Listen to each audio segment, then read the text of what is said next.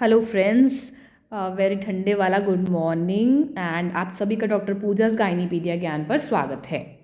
हाँ, first of all I am very very thankful कि आपने मेरी वीडियोस को इतना सपोर्ट और इतना प्यार दिया और आशा है कि आगे भी ये सपोर्ट और प्यार मिलता रहेगा। तो आज हम डिस्कस करने जा रहे हैं most important part of obstetrics जो कि है कॉन्ट्रासेप्शन। तो इसमें हम डिस्कस करेंगे कि कॉन्ट्रासेप्शन क्या होता है, उसके फेलियर रेट्स को हम कैसे एक्सप्रेस कर सकते हैं, क्या क्या अप्रोचेज एंड मेथड्स अवेलेबल हैं। तो हम शुरू करते हैं general introduction of contraception part 1। तो व्हाट इज़ कॉन्ट्रासेप्शन, फर्टिलिटी और बर्थ कंट्रोल। ये ऐसे मेथड्स और डिवाइस हैं जिससे यूज़ करके हम प्रेगनेंसी को प्रिवेंट कर सकते हैं as a result of intercourse. तो अगर हम देखें फेलियर रेट्स को कैसे एक्सप्रेस कर सकते हैं, तो number 1 method is Pearl index, means number of unintended और अनवांटेड प्रेगनेंसी पर 100 विमेन पर ईयर। तो एक साल में 12 महीने होते हैं और यहाँ पे हम 100 विमेन को ऑब्जर्व कर रहे हैं, मतलब number of pregnancies in 1200 observe months. तो Pearl index is equal to number of unintended और unwanted pregnancies into 1200 by number of women observed into months of use, जो कि हमें रिजल्ट देती हैं पर 100 विमेन ईयर्स में। पर पर्ल इंडेक्स को आजकल ज़्यादा यूज़ नहीं किया जाता है, क्योंकि जैसे जैसे कपल्स कॉन्ट्रासेप्टिव्स को यूज़ करने लगते हैं तो उनका फेलियर रेट कम हो जाता है। बट पर्ल इंडेक्स इस डिक्लाइनिंग फेलियर रेट को कंसिडर नहीं करता है। इस वजह से पर्ल इंडेक्स से बेटर मेथड है life table method, means number of pregnancy पर 100 women in first 12 months of use. इस मेथड में एवरी मंथ प्रेगनेंसीज कैलकुलेट की जाती है और क्यूमुलेटिव रिजल्ट दिया जाता है। तो अगर हम डिस्कस करें मोस्ट इफेक्टिव कॉन्ट्रासेप्टिव या लीस्ट फेलियर किसके होते हैं, तो 1 is implant followed by vasectomy followed by Mirena. तो जिसका सबसे कम पर्ल इंडेक्स होगा उसका सबसे ज़्यादा इफेक्टिवनेस होता है।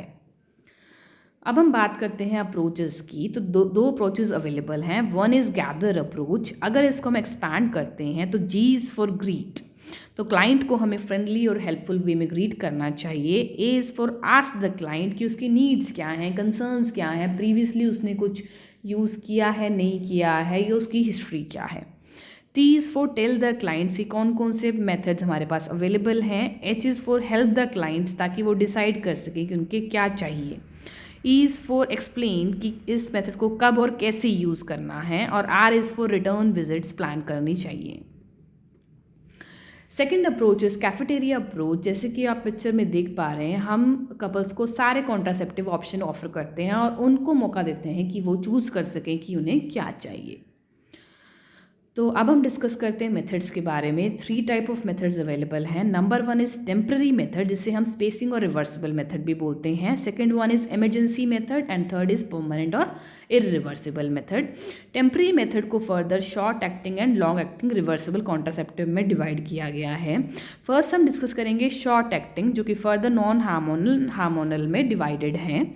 तो नॉन हार्मोनल का first method is natural methods, जिसमें further number 1 is fertility awareness by calendar symptoms और combined methods. Number 2 is lactational amenorrhea and number 3 is withdrawal और coitus interruptus methods. Second non hormonal method is barrier method. Number 1 is physical, जिसमें हम condom, cap और diaphragm use कर सकते हैं। Second 1 is chemical, जिसमें स्पर्मिसाइड्स use होता है। थर्ड इज़ कंबाइंड, जिसमें दोनों यूज़ होता है, एग्जाम्पल वेजाइनल स्पॉन्ज और today. Third non hormonal method is non steroidal oral contraceptives. Number 1 is selective progesterone receptor modulator, example ulipristal, and second is ormeloxifene, example सेंड्रोमिन, जिसे छाया और सहेली भी बोला जाता है। तो ये 3 थे नॉन हार्मोनल मेथड्स। अब हम डिस्कस करेंगे हार्मोनल मेथड्स, जो कि फर्दर 3 टाइप्स के हैं। Number 1 is oral pills. Number 1 is combined estrogen plus progesterone pills, example Mala N and Mala D. Second is progesterone only pill and third is male pill. Second hormonal method is rings. Combined estrogen plus progesterone ring, example Nuva, and progesterone only ring is Progering. Number third hormonal method is patches, example is Ortho Vera. ये हमारे थे short acting reversible contraceptive. Long acting reversible contraceptives का mnemonic है I3। I1 is injectable, I2 is implants, I3 is intrauterine devices. तो injectables में progesterone only injectable is DMPA और Antara, second is NET-N and third newly one is Unijet. Estrogen plus progesterone combined injectables, example cyclophamin, mesigina. Second LARC is implants, example Norplant, Implanon, Nexplanon and Capranor. Third lark is intrauterine devices, जो कि further 3 generations में divided है and ये most favourite questions होता है पूछने के लिए।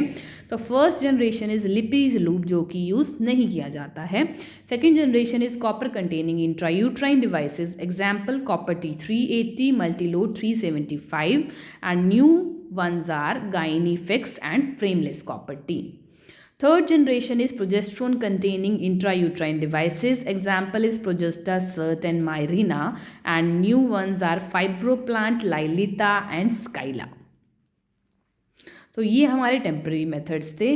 परमानेंट और इरिवर्सिबल मेथड्स में फीमेल ट्यूबेक्टमी नया मेथड है Essure and male vasectomy can be done.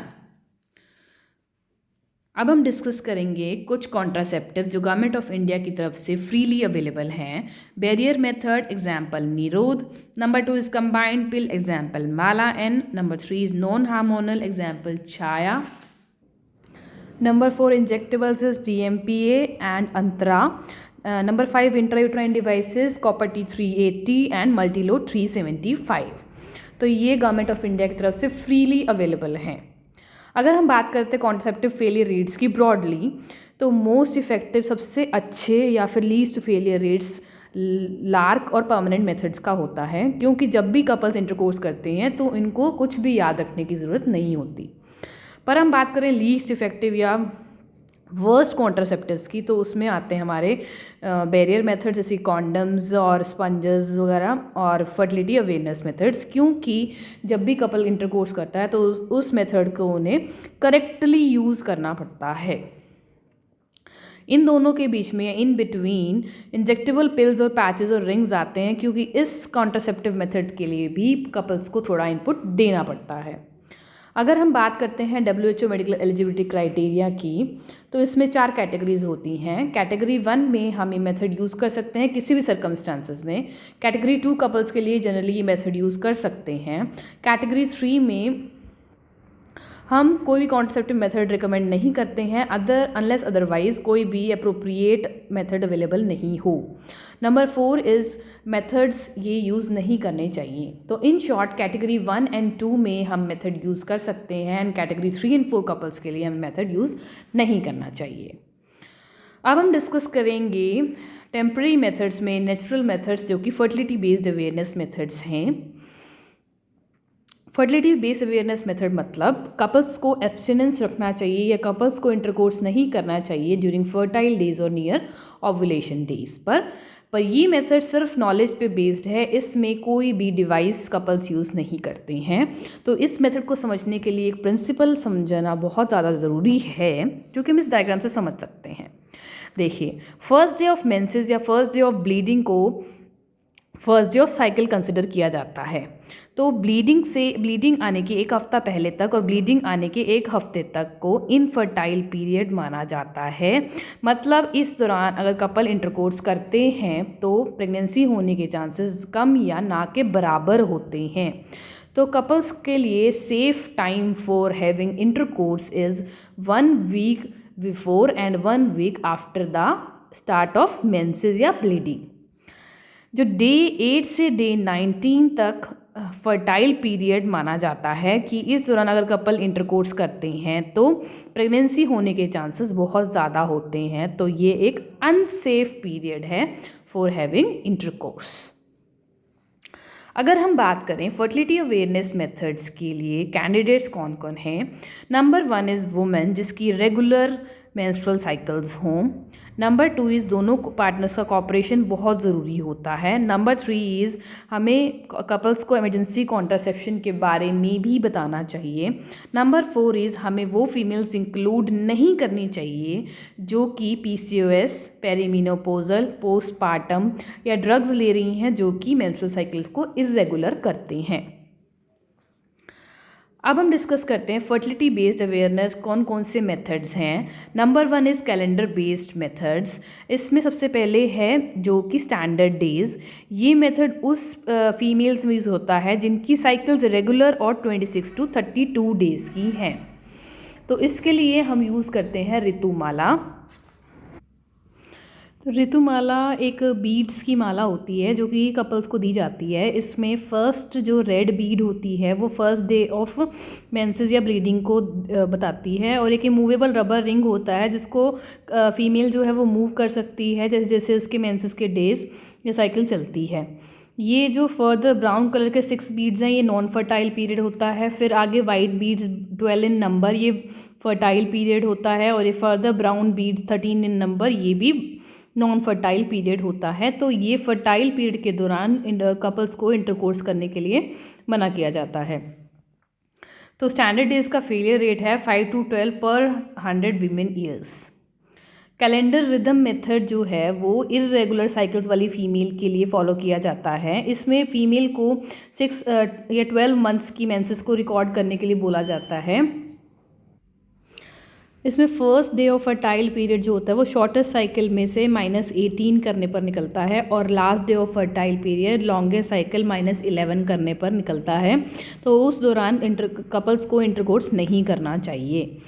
Example, अगर उसकी शॉर्टेस्ट साइकिल 24 डेज़ की है तो उसमें से हम 18 माइनस करते हैं तो 6 day is the first fertile day.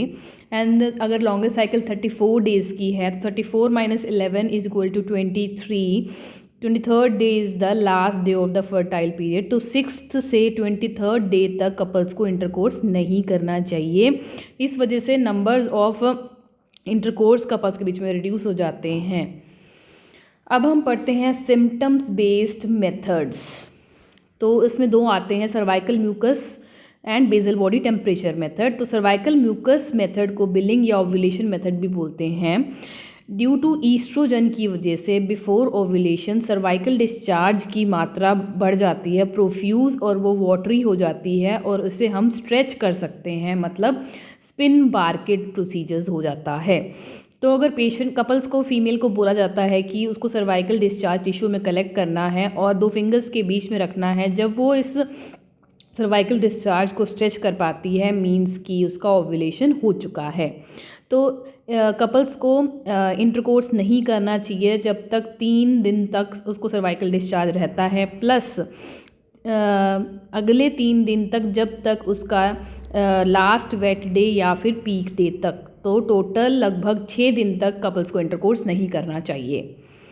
तो ये था सर्वाइकल म्यूकस मेथड। अब हम डिस्कस करेंगे बेसल बॉडी टेम्परेचर मेथड, जिसे हम BBT मेथड भी बोलते हैं। ये ओव्यूलेशन के जब ओव्यूलेशन होता है तो प्रोजेस्टेरोन हार्मोन रिलीज़ होता है जो कि एक थर्मोजेनिक हार्मोन होता है। ये 0.5 to 0.8 डिग्री फ़ारेनहाइट टेम्परेचर को फीमेल्स में रेज़ कर देता है। तो कपल्स को टेम्परेचर रेज़ करने के 3 दिन बाद तक इंटरकोर्स नहीं करना चाहिए।